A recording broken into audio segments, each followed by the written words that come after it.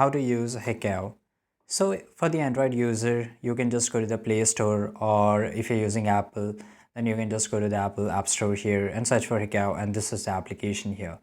Right now, how to do this? So usually in the start, it will ask you to make an account. So you have to make an account. It will ask your date of birth and your gender, so you have to enter it. Now once you do this, you will get this all this items available here. Make sure you, for example, once you have selected some of this back here, for example, this is for you, second hand, fashion, beauty, and home. There's a lot more options, right?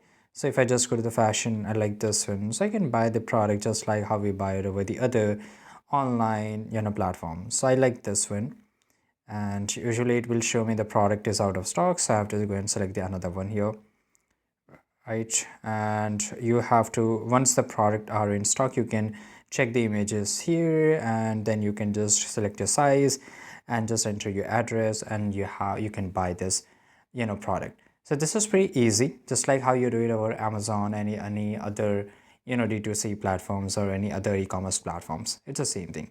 Thanks for watching.